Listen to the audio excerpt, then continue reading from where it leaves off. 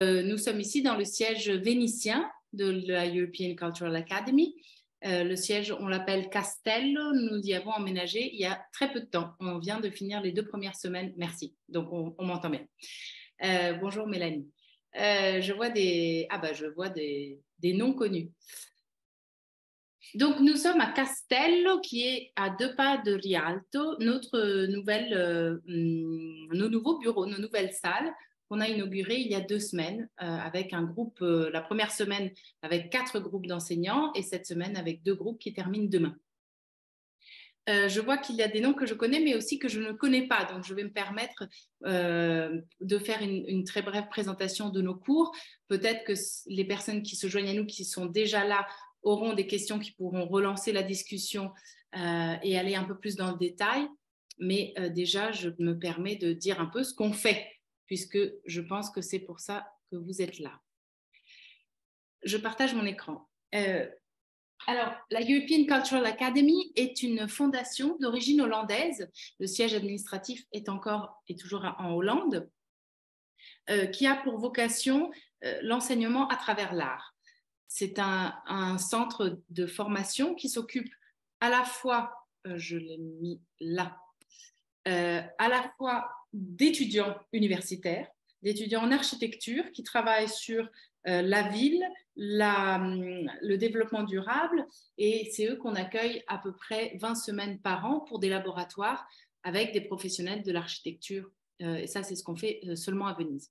Ensuite, nous accueillons aussi des artistes et des galeristes pour des formations de 2 semaines sur le métier de l'art et de l'artiste. Et puis, 3e branche de l'ECA, c'est le 2e paragraphe de mon petit texte, la 2e branche de l'ECA, la 3e branche, pardon, la formation pour enseignants. Ces formations durent toutes 6 jours, je vous en parle très brièvement, du lundi au samedi. Elles délivrent un certificat Europass, donc sont reconnues par Erasmus+, et vous pouvez venir en mobilité, donc entièrement financée par l'Union européenne. Elles ont toutes pour vocation de vous faire réfléchir à votre pratique pédagogique à travers le filtre de l'art, donc des arts figuratifs, mais aussi d'autres formes d'art. Je vais vous en parler. Ce que je vous projette, c'est en grande partie sur notre site internet, mais aussi je vais vous l'envoyer par mail après notre rencontre.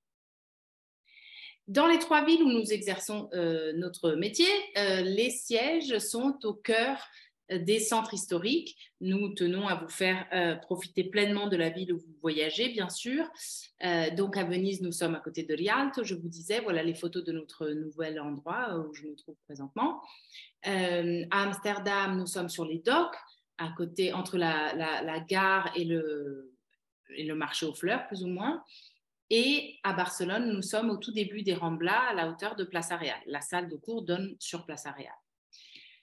Pourquoi je parle de ces 3 villes? Puisque nous avons mis au point une sorte de circuit entre Venise, Amsterdam et Barcelone. Pourquoi? Parce que grâce à l'accréditation Erasmus, les enseignants avaient envie de revenir. Au départ, les formations ne se passaient que à Venise, mais du coup, depuis 2020, nous avons étendu à Amsterdam puis à Barcelone nos formations. Le stage à Venise, il y en a plusieurs de stages à Venise, mais je vous parle de notre stage clé, celui qui est le plus fréquenté, celui par lequel il est bon de commencer, je dirais, pour tout enseignant de toute discipline, tout éducateur, conseiller pédagogique, depuis la maternelle au lycée, qui s'appelle « Enseigner et apprendre à travers l'art ». On y étudie l'art contemporain, l'art ancien à travers les galeries de l'Académie. Ce n'est pas un stage d'histoire de l'art. Quand je le dis on y étudie, c'est qu'on va faire une visite dans le musée à partir de laquelle on réunit du matériau sur lequel on travaille au cours de la semaine. À Amsterdam, c'est sur l'art performatif que nous nous sommes arrêtés grâce à une rencontre qu'on a faite avec des personnes qui travaillent dans le théâtre, dans l'impro théâtral. Et pour cette raison, la formation s'appelle « Enseigner à travers l'art, storytelling ». Et là, vous faites 2 jours au musée, lundi et mardi, et le reste de la semaine, vous alternez des laboratoires de pédagogie créative et des laboratoires d'impro théâtral, en tout cas d'introduction à l'improvisation théâtrale. À Barcelone, la formation s'appelle l'art, l'école et la ville. Ça, c'est quelque chose qui est né de notre interrogation sur ce que font les enfants en dehors de la maison et de l'école, sur ce qu'ils font dans les parcs, dans les places des villes, et essayer d'entamer une réflexion avec les enseignants sur comment organiser des expos hors les murs, sur comment parler de la ville en classe. Donc ce double mouvement qu'on a pu construire grâce à une collaboration avec la fondation Mies van der Rohe, donc cette architecte qui a un pavillon, un très beau pavillon à Barcelone. Et c'est dans ce pavillon-là, autour de cette visite, que s'élabore la formation. La formation, elle est aussi de Barcelone sur l'architecture et le dessin d'architecture. Et c'est ça qu'on vous fait faire aussi, parce qu'à chaque fois, nous, on vous met la main à la pâte. Hein, vous travaillez chez nous, vous venez faire des activités. Et du coup, c'est sur l'architecture et le plein air que se concentre Barcelone. Je vous ai mis les titres en français parce que ces formations sont en français dans les 3 villes. Elles sont aussi en anglais. Voici un schéma un peu plus complexe, mais qui montre bien ce qu'on fait dans chaque ville et en quelle langue. Donc à Venise, nous avons toutes ces formations-là. À Amsterdam, la même en français, anglais et italien. Et à Barcelone, celle que je viens de vous présenter, aussi en français, anglais et italien. Ce petit schéma me permet de vous montrer que donc à Venise, on est un peu plus varié, puisque plusieurs enseignants parmi vous voulaient revenir à Venise. On a construit d'autres formations, ça aussi au fil du temps. Celle dont je viens de vous parler est enseigner et apprendre à travers l'art. Mais nous allons commencer cet été une formation sur la musique, Singing in English, Music in School. L'idée, c'est de travailler avec des enseignants qui doivent monter des chorales sur le chant en anglais. C'est une formation qui va être entre la musicothérapie et les cours de musique à proprement parler. Toujours 6 jours, toujours Venise. Celle-là se fait en anglais, mais avec des formateurs qui sont, en tout cas, le formateur de base, il parle aussi français. Donc, ça va être un peu les deux. Le groupe qui vient cet été est un groupe de français. Improve Your English, je vais à gauche. Hein. Improve Your English, c'est une formation qui a un bon gros succès, là, récemment. C'est une formation qui s'adresse à la fois aux enseignants d'anglais, mais aussi aux enseignants qui ne parlent pas très bien anglais et qui veulent améliorer leur anglais à travers des méthodologies créatives qui sont c'est une méthodologie qui s'appelle Visual Thinking Strategies, donc des stratégies de pensée visuelle. Là, en ce moment, il y a un groupe de 14 enseignants de primaire d'une même école qui doivent enseigner leur matière en anglais. Donc, ils viennent avec un niveau A1, vraiment basique d'anglais, et ils construisent des outils pour l'étude. Hein. Là, bien sûr, on ne va pas vous apprendre l'anglais en une semaine, mais c'est la pédagogie qu'on vous enseigne à travers la pédagogie créative. On vous enseigne à apprendre l'anglais selon d'autres techniques un peu plus, en tout cas, visuelles. Je continue sur la gauche. Creativity for Teachers of Foreign Language, c'est la même formation, mais pour les enseignants de toutes les langues confondues. C'est la formation où, j'ai envie de dire, vous vous mélangez le plus. Hein. Il y a là des enseignants de tous les pays européens. Je continue sur la gauche. European Cultural Heritage, c'est une formation qu'on propose en français et en anglais, plus académique, plus d'histoire de l'art, sur la Renaissance vénitienne. Et tout à gauche, Creative and Digital est une formation qui est aussi dispensée en français sur le numérique à l'école. Non pas tant l'utilisation du numérique, mais les dangers du numérique, du trop numérique, et de comment les affronter par la créativité, encore une fois, puisque c'est ça qui est la clé de notre travail, enfin de notre spécialité. Comme souvent, on me demande, mais d'accord, mais qu'est-ce qu'on fait dans le concret? Je vous ai mis des exemples de programmes. Je vais vous envoyer cette brochure. Hein. Lorsque la biennale a lieu à Venise, c'est à la biennale que vous allez. Et lorsqu'elle n'a pas lieu, c'est au musée Guggenheim pour vous montrer de l'art contemporain. Et puis, vous allez aussi aux galeries de l'Académie qui ont une collection Renaissance, baroque, aussi médiévale, Renaissance, baroque. Et puis, vous faites des ateliers pratiques, de choses que vous ferez ensuite avec vos enfants ou vos élèves, hein, selon le niveau auquel vous enseignez, pour enfin pencher sur un projet d'école. Le jeudi et le vendredi sont des journées où on se concentre sur un projet avec lequel repartir et que l'on fera et qui fera que vous viendrez dans une autre mobilité avec ce projet pour encore plus l'alimenter. Je vous montre le programme d'Amsterdam. Comme je vous disais, c'est la même chose en début de semaine. On voit des musées. À Amsterdam, en ce moment, on voit le Van Gogh et le Rijks. Et puis, les ateliers d'improvisation théâtrale le jeudi et vendredi. Ça, je vous disais. À Barcelone, Fondation Miro comme visite. Les visites varient selon ce qu'il y a dans la ville. Là, je vous mets l'exemple de ce mois d'avril. Pavillon Miss Van der Rohe dont je vous parlais. Et encore une fois, des ateliers de dessin en plein air et élaboration et présentation d'un projet enfin. Le samedi, dans toutes nos formations, est une journée entièrement consacrée aux visites de musées. Alors, ensuite, je vous ai mis très rapidement, on me demande quelles sont les dates des formations. Nous accordons aux vacances scolaires. Très, très souvent, les enseignants doivent partir sur les vacances scolaires. Si ce n'est pas le cas, c'est plutôt des groupes d'enseignants. Et dans ce cas-là, on organise à peu près une vingtaine de semaines dans l'année, en dehors des vacances scolaires, pendant les périodes d'école. Donc, si votre proviseur, votre académie vous le permet, vous pouvez partir en dehors des périodes que l'on a déjà publiées, mais il faut être un groupe de minimum 12 enseignants. Voilà. Je vous mets le calendrier comme ça, mais tout est sur notre site. Là, juste si vous voyez là, par exemple, on est en train de terminer la semaine 24-29 avril. La prochaine est du 24 au 29 juillet. Regardez la première ligne. Et puis, en octobre, nous avons les 2 semaines centrales des vacances de la Toussaint, 23, 28, 30 octobre, 4 novembre.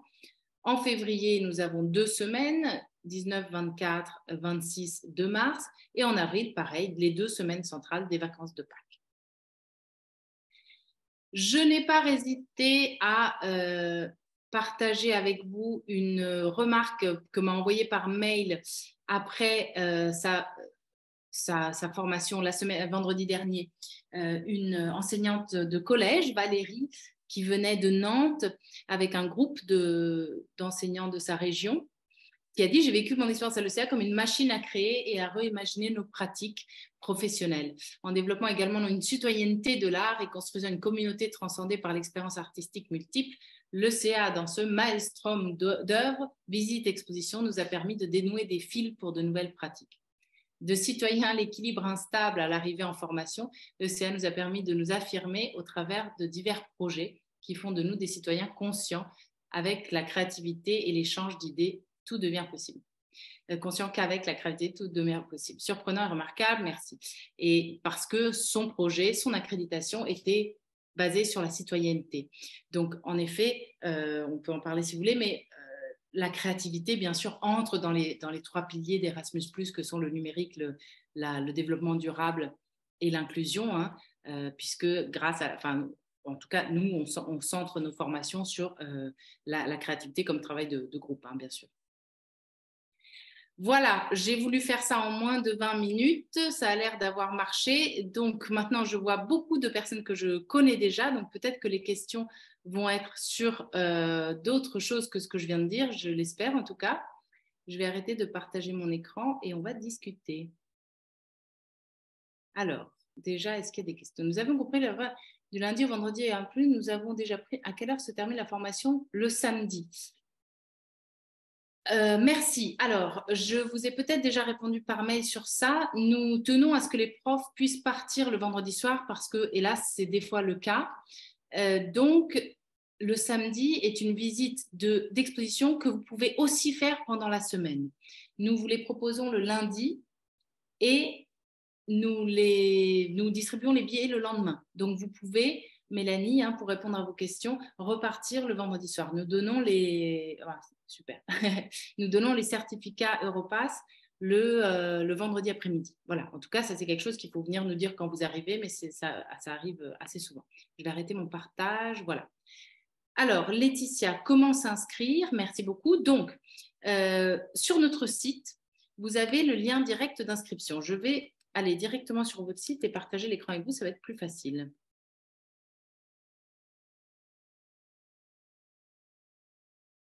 Voilà.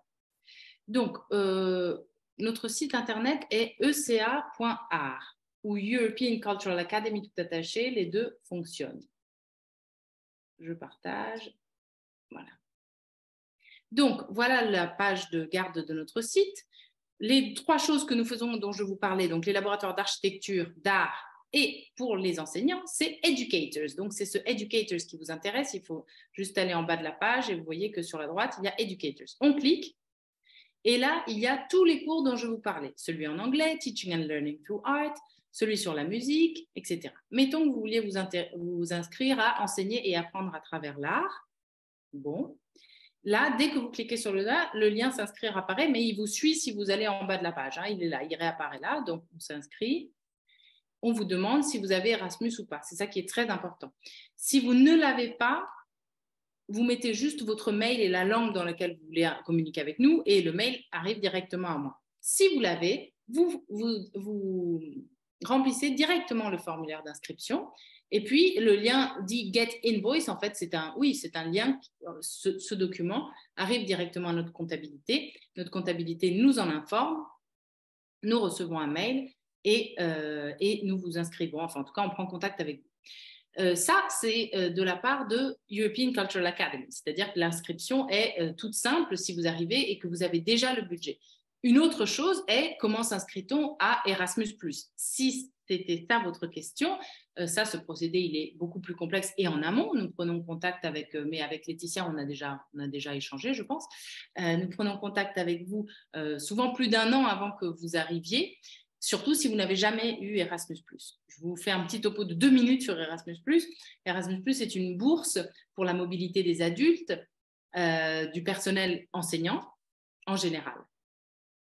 Il permet des mobilités qui vont de 2 jours à plusieurs mois et qui sont de nature différente. Notre mobilité, celle que vous faites chez nous, ça s'appelle cours et formation. Les cours et formations, vous pouvez les avoir dans des mobilités à court terme ou dans des mobilités grâce à une accréditation. Je commence par le plus compliqué, l'accréditation. L'accréditation, c'est une subvention que l'Europe vous donne sur 5 ans. Cette année, on est en plein milieu, donc l'accréditation en ce moment, on est de 21 à 27. Donc, si vous candidatez maintenant, le prochain appel est le 4 octobre, vous pourrez commencer des mobilités le 1er janvier 2024 et si vous avez l'accréditation, les continuer jusqu'en 27. C'est-à-dire que vous pouvez faire plusieurs formations à l'étranger. Un stage de langue en Irlande, une formation de pédagogie non formelle en Pologne et un stage chez nous, voire 2 ou 3 stages chez nous. Ça, c'est l'accréditation. Le projet à court terme, c'est un projet one-shot, disons, que vous demandez sur 6 à 18 mois. Donc, vous dites, nous n'avons pas assez de contact avec l'art. Par exemple, là, je viens d'avoir une école qui a fait un projet sur le milieu rural et l'art. 6 mois. En 6 mois, on veut partir en début et pendant les 6 mois, développer ce qu'on a appris dans l'école, avoir les fonds pour partir. Ça aussi, la demande est à faire pour le 4 octobre pour des mobilités qui ont lieu à partir du 1er janvier 2024. En ce moment, on prend les inscriptions pour déjà l'année 2024, mais aussi pour 2023, vu qu'il y a beaucoup d'écoles accréditées qui ont encore du budget qu'ils peuvent dépenser en mobilité, qui nous connaissent et qui veulent venir en formation dès juillet ou octobre 2023. Je me permets de lire la question d'Anne-Sophie Meyer. Enseignante d'espagnol en collège, je suis très intéressée par cette formation à Barcelone, mais j'ai du mal à concevoir la mise en pratique dans mes cours suite à ce stage. J'étais aussi intéressée par le modernisme à travers Gaudi, mais je pense que vous ne l'abordez pas. Merci. Merci Anne-Sophie. Alors ça, c'est une question très importante, puisqu'en effet, en 5 jours et demi, on n'arrive pas à faire une formation d'histoire de l'art. Par contre, là où je vois que nos enseignants grandissent très vite, très rapidement, c'est sur les processus d'apprentissage à travers l'art. Donc, nos stages commencent par des visites de musée le matin et l'après-midi des ateliers sur ce que c'est que la pédagogie créative. C'est 2 ateliers d'une demi-journée. Hein. Et puis, le mercredi, vous rencontrez une artiste et là, à partir du mercredi, tout se met en place, ça macère un peu. Et le jeudi et le vendredi, vous construisez un projet. Donc, c'est comme ça qu'on applique. C'est-à-dire que vous venez avec votre bagage culturel et artistique. Hein. Tout le monde vient avec son bagage. Donc, il y a une mise en partage extrêmement rapide et efficace. Mais surtout, vous voyez 2 grands musées dans chaque ville qui vous permettent au moins de ne pas vous éparpiller. hein, de dire je veux faire, c'est une thématique que vous trouvez, le projet avec lequel vous repartez, c'est pas un artiste, hein. Gaudi, non, on ne l'aborde pas de manière approfondie du tout, mais comme c'est une formation sur l'architecture, bien sûr, notre formatrice en parle. Voilà. Écrivez-moi ou dites-moi, prenez la parole si vous voulez, si j'ai répondu à votre question. Merci Francine. Vous pouvez aussi prendre la parole si vous voulez poser des questions, hein.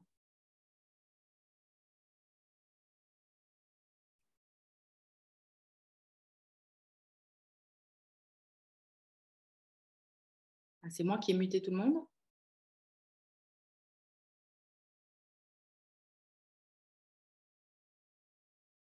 Je pense pas.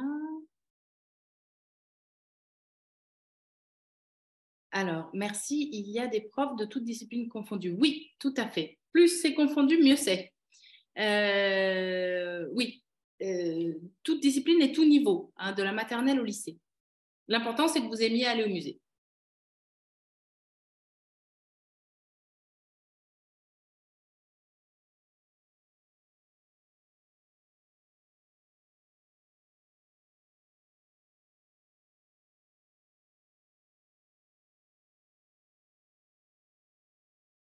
Alors, s'il n'y a pas de questions, parce que je vois Mélanie qui parle, mais je ne l'entends pas. Moi, je veux bien parler, c'est Anne-Sophie. Ah, bonjour, enchantée. Bonjour. Oui, donc c'est très clair. Moi, naturellement que ça m'intéresse, mais il est vrai que j'ai beaucoup de mal à concevoir. Je vois avant tout une formation pour moi, mais il faut que ça soit aussi bénéfique au retour pour mes élèves. Et j'ai beaucoup de mal dans mes pédagogies où j'aborde très, très peu l'art parce qu'on n'a pas le temps, parce que de là, avec 2 heures par semaine, comment je vais trouver le temps de faire un projet avec mes élèves? Parce que j'ai quand même aussi d'autres choses à aborder, quoi. J'ai l'impression que c'est plus pour la prof d'art plat plutôt que pour moi. Et vous êtes en primaire, c'est ça? Non, en collège, collège. Ouais, d'accord. Non, parce que le projet, en fait, vous revenez pas avec, par exemple, on va faire un projet sur Titien. Vous ne dites pas, je reviens de Venise, on va faire un projet sur Titien. Vous dites, je reviens de Venise, j'ai vu des œuvres à la Biennale, par exemple, l'année dernière, la Biennale Art était bien très concentrée sur les femmes. C'est la première fois qu'on avait une commissaire femme et énormément de femmes artistes. J'ai un groupe là qui va revenir à Barcelone dans 2 semaines qui était là et qui a monté un projet d'école, ils sont d'Ardèche, et qui a monté un projet d'école sur les femmes, tout simplement. Le prof de sciences a fait un projet pour les femmes scientifiques, et met tout ça à travers, en gardant toujours leurs images qu'ils avaient vues à la Biennale, vues et photographiées. Oui, je comprends. Donc, en fait, il est presque mieux d'y aller en équipe que seul, quoi. Oui, en fait, avec le fil du temps, c'est de plus en plus naturel que les profs viennent en équipe, mais j'ai l'impression que c'est parce que Erasmus permet ça de plus en plus. Pour nous, c'est beaucoup mieux, beaucoup mieux. C'est-à-dire qu'il y a un suivi après, etc. Mais par exemple, là, le cours Improve Your English, nous avons à la fois un groupe qui ils sont venus à 14 de la même école, mais un autre groupe où il y a un petit groupe de 5 et après, il y a une dizaine, peut-être 8 personnes individuelles de Suède, de Hollande, d'un peu partout. D'accord. Donc, en fait, l'enseignement que je vais recevoir, effectivement, ça peut me donner des idées pour intégrer ça dans mes cours ou pour monter un projet même individuel, une séquence ou autre. Voilà, et puis ce qu'on vous encourage à faire aussi quand vous venez tout seul, c'est que dès que vous rentrez, vous faites un petit peu un cours sur notre cours à la maison, à l'école. Ça, c'est une manière de disséminer et peut-être de donner des idées pour monter ensemble des choses. Ouais. OK. Oui, non, c'est très intéressant, mais effectivement, moi, j'ai une prof d'art plastique qui a fait Venise l'année dernière. Et quand je lui dis, mais je comprends, toi, il y a vraiment une motivation et moi aussi, je suis motivée, mais j'avais du mal à concevoir pourquoi je fais ce stage, quoi. Parce que je pense surtout pour les élèves, hein, plus que pour moi. Qu'est-ce que je vais leur apporter suite à ce stage? Oui, c'est une question que vous vous posez le lundi et le mardi, et le mercredi, ça s'en va. OK. Le mercredi, vous commencez à penser concrètement à votre projet. Ça, c'est quelque chose pour laquelle la formation a été construite par un labo de pédagogie qui s'appelle DEDU, D-E-D-U. Et quand je l'ai connue pour la première fois, j'ai été épatée de voir En fait, elle est étudiée de manière à ce que vous passiez d'un rôle passif d'apprentissage, de prise d'information, donc surtout en voyant des œuvres, en voyant la ville de Venise, de Barcelone, d'Amsterdam, à un rôle actif où vous vous l'appropriez. OK. Et vous proposez pour les semaines d'octobre, la première et la deuxième semaine, c'est ça? Vous proposez un choix entre les 2 semaines? Ouais. OK. Merci beaucoup. Donc, il y a de la place encore pour le mois d'octobre, d'après ce que je comprends. Oui, oui, oui, oui. D'accord. OK. Quand on est dans les nouveaux locaux, on a plein de place. OK. Et vous Voilà. proposez le logement ou on se débrouille de notre côté? Non, alors merci, je n'ai pas parlé de ça. Non, alors comme on est une école et ça nous faisait perdre énormément de temps de vous aider dans le logement, alors on a une brochure avec des partenariats avec des hôtels dans les 3 villes, mais tout est à votre charge au niveau organisationnel et financier puisque c'est Erasmus+ qui finance et les écoles soit font appel à une agence, soit les enseignants font par eux-mêmes. Voilà, mais on vous envoie quand même une petite liste qui peut vous aider. OK, merci beaucoup. J'attends votre mail. Est-ce que vous avez mon mail? Le mail, moi, quand je me suis inscrite, je l'ai envoyé pour avoir le lien. Ouais, mais je vais quand même vous mettre mon mail dans la chat. eca.art. Voilà. Ou alors, c'est le même. C'est le teacher, c'est ça? eca.art? Ou ça, c'est directement moi, mais teacher, c'est aussi. OK. Voilà. D'accord. Merci beaucoup. De rien. Alors, Christine. Bonjour, j'ai une autre question. Donc, Karine Harcourt du lycée d'Aga à Mérignac. Les stages en anglais, c'est quel niveau? Alors, ça dépend des stages. Le stage Improve Your English, on demande rien du tout. Parce qu'en fait, ce qui nous est arrivé, c'est que beaucoup d'enseignants venaient aux formations en anglais, beaucoup de Français venaient aux formations en anglais sur l'art en pensant apprendre l'anglais et l'art en même temps. Donc, ça ne marchait pas du tout. Du coup, on a ouvert depuis 6 mois cette formation Improve Your English pour laquelle on vous demande votre niveau, bien sûr, mais tous les niveaux sont acceptés. En revanche, l'autre, pour les enseignants de toutes les langues, demande un minimum d'anglais, un B1 d'anglais. D'accord.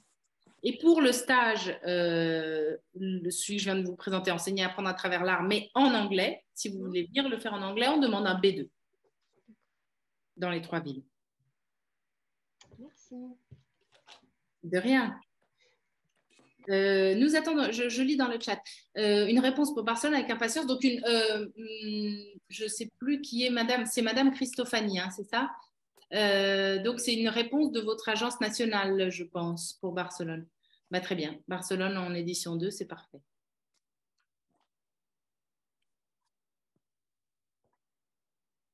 Alors, du coup, moi, je vous vois, Mélanie, mais je ne vous entends toujours pas. Mais peut-être que vous ne voulez pas parler. Non. Ah, on s'entend. Non, en réalité, vous avez... Bonjour. Bonjour, Bonjour. enchantée. Enfin, les mails depuis 6 mois. En réalité, non, vous avez répondu aux questions. Moi, je voulais juste savoir si vous pouviez nous envoyer les hôtels avec lesquels vous êtes partenaire par mail. Ouais. Voilà, pour la logistique, c'est tout. Mais sinon, vous avez répondu à peu près à tout. Les amplitudes horaires sur la journée, c'est à peu près 9h le matin jusqu'à quelle heure en fin d'après-midi Soit 16h30, soit 17h30. Avec Okay. une demi-journée libre dans la semaine. Ouais, super. Non, non, mais ça a l'air très bien. Nous, on est très impatients. Super, bah oui. Vous venez avec le groupe ou pas? Oui, on est 5 en tout. Hein. Oui. On est 5, ouais. On est 5 du même établissement. Hein. Donc, voilà. Non, on est ravis. On se voit en juillet, nous. C'est ça, c'est ça. Très bien. Donc, juste, ça me rappelle une chose, je l'ai peut-être déjà dit, mais surtout, si vous êtes un groupe de 5, c'est bien de se rattacher à une session qui est déjà ouverte. Mais pour un groupe de plus de 12, 13, on aime bien organiser des sessions en dehors de la période qu'on fait déjà parce qu'on est beaucoup plus tranquille, on est plus au calme. Mais là, en juillet, vous allez être une quinzaine à peu près. Pardon, je lis encore Carole Acoussi, donc qui est venue peut-être déjà 2 fois de la Réunion. Bonsoir Sarah, quelle est la prochaine formation en anglais confirmée ou est-il encore possible de s'inscrire en juillet 2023 ou en février 2024? Voilà, parce que l'histoire, c'est que les sessions sont confirmées une fois que nous avons un nombre minimum d'enseignants qui dépend aussi un petit peu de notre logistique et de l'organisation. Donc, nous avons dû infirmer une formation en juillet. Donc, celle en anglais de juillet n'est pas encore confirmée, Carole. Février 24, on prend les inscriptions, absolument. Elle n'est pas encore confirmée parce qu'on n'a pas encore d'inscription pour février, mais j'y compte bien. Et cette formation, elle sera, donc vous parlez de Venise, je suppose. Oui. Vous êtes là. Ah, super. Donc, Venise, on va faire tout notre possible pour février, parce que vous ne pouvez pas venir en octobre, hein, c'est ça? Alors, attendez, je vais voir si je peux parler. Je vous entends.